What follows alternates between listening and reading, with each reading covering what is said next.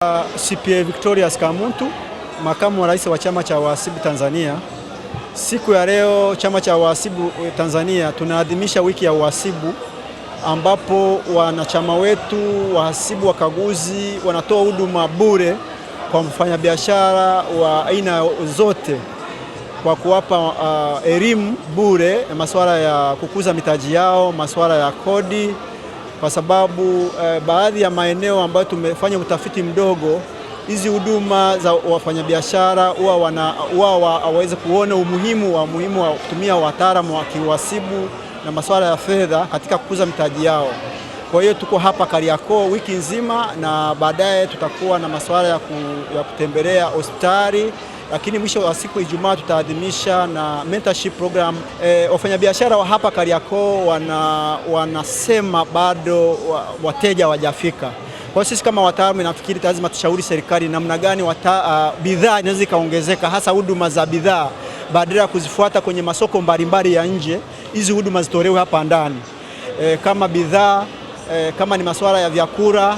Kwa hiyo serikali na maana hii bidhaa ikiagizwa kutoka kwenye wakulima zikaletwa moja kwa moja hapa, wafanyabiashara zitawapunguzia gharama zao za kufuata kwenye masoko mengine. Hili ni soko kubwa hapa Dar es Salaam. Tupo hapa kushiriki katika wiki ya uhasibu.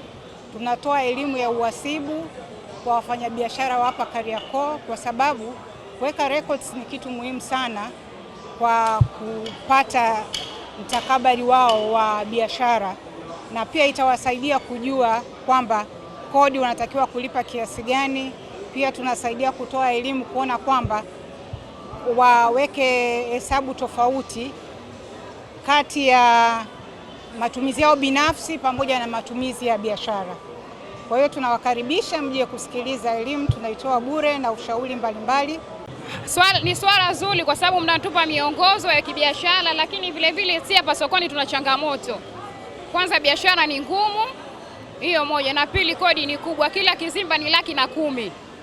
Hiyo vizimba vingine mnaviona viko wazi, sio kama vina watu isipokuwa watu, changamoto ya biashara. Na vile soko lilivyoungua, tumekaa nje karibuni miaka 3, kwa hiyo wengine hawana mitaji, na vile wengine walokuja kuanza biashara wamefanya biashara mitaji inakata.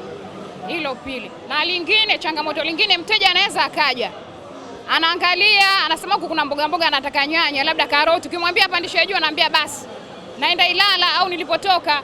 Kwa hiyo yani ilitakiwa mboga wangechanganya vitu vyote, karoti, nyanya, hoho, vitunguu, mboga wameka ndimu nayo makorokolo mnayoyaona. Inabidi vitu vyote vingechanganywa pamoja. Changamoto kubwa, hatuna mikopo. Cha kwanza, tumekaa nje zaidi ya miaka 4 hatufanyi biashara.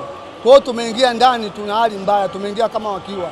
Kwa hiyo kama zitakuja taasisi za mikopo, manake tupo tayari kuchukua mikopo, kwa sababu hatuwezi kujiendesha bila kuwa na fedha mifukoni.